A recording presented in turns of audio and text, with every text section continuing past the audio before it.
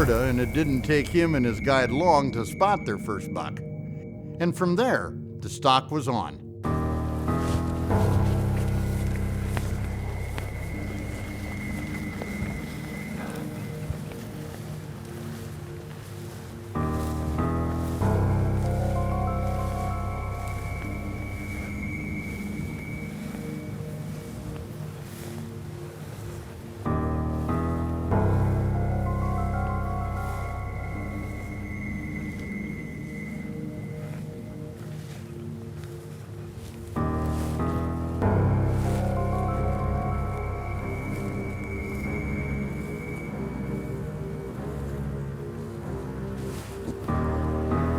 Try your bow, try your bow, try your bow.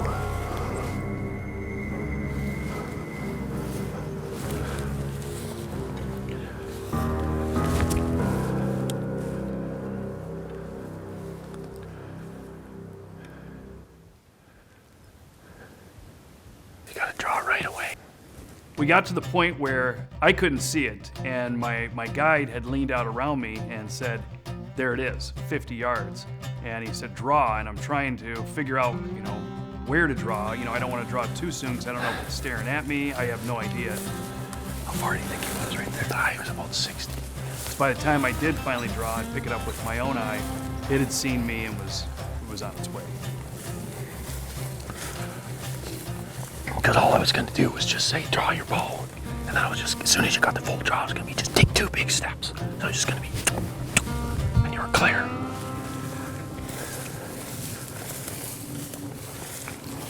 Oh, man. Mike is hunting on private and public land in northwestern Alberta in what's known as the Peace River region. If you've hunted out west, you usually hunt in the deep ravines and the rocks and stuff like that, and you try to spot and stalk them. Up there, it's a lot different because it's whitetail country. So it's you're hunting out in canola fields or wheat fields. So you have to find them bedded down in this stuff, which is probably 2 to 3 feet high. Then you have to figure out a way to get in after them and stalk to a position to be able to get a shot. In one particular day, we were driving through some open canola fields, and we happened to look over, and here's a whole group of bachelor bucks, really nice bucks too, all standing around together. And that's kind of good and bad because at that time of the year, we were hoping to see them singled off versus in these big groups like we did. If they're in a big group, the odds are stacked against you, you're gonna get close. After 2 days of nothing and being unsuccessful, we decided let's change the tactic and let's go to a tree stand because we knew where the mule deer were coming out to feed and going back in to cover. So we figured if I'd get them at a pinch point versus letting them get out in the canola and not having a chance to stalk them, it might give us the best opportunity for success. Still got about 2 hours of daylight left, and here comes number 1. Close, too. If they all follow that trail, I should have a good crack at a nice one.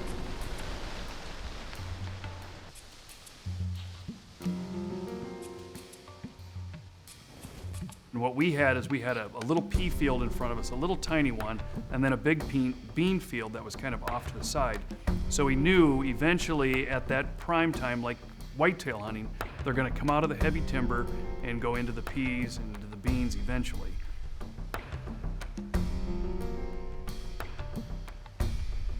It got pretty exciting real quick in this stand set because we were up there not very long at all, and all of a sudden, I looked down and here's a buck.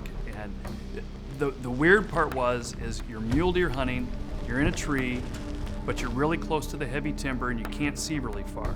And it was just like that. All of a sudden, this buck stepped out.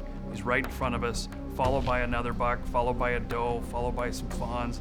It was one after the other, so we knew eventually something big has got the opportunity or the possibility to step out right in front of us there. That's pretty good now. I've seen 4 bucks within the last hour. We'll just wait here and see what else comes out. That's a cool looking buck right there. The only time I started to kind of worry about this setup was when I had a doe and a fawn, a small little yearling with her, step out. And they were out there just feeding along, but as they started to move closer and closer, I kept thinking, oh boy, because the toughest deer to shoot is always a mature doe. And this was a mature doe, and she came in directly underneath my stand. As they finally moved away, and I said, I think we beat them at this one. It probably wasn't even 10 minutes later, after the majority of the deer had kind of moved back into the timber, that I peeked over my left shoulder, kind of in an open field where I hadn't seen anything, and here are these two giants coming directly at me. And immediately I knew, this is it. One of these two deer, and either one I would be thrilled with, I would shoot. No question about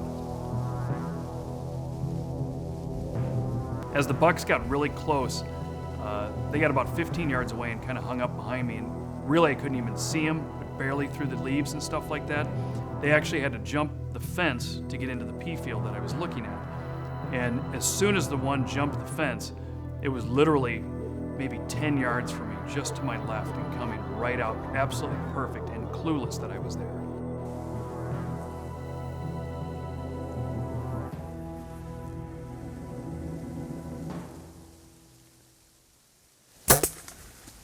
Yes.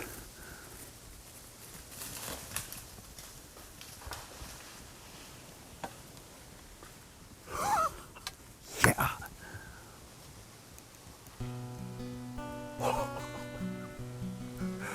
Drilled.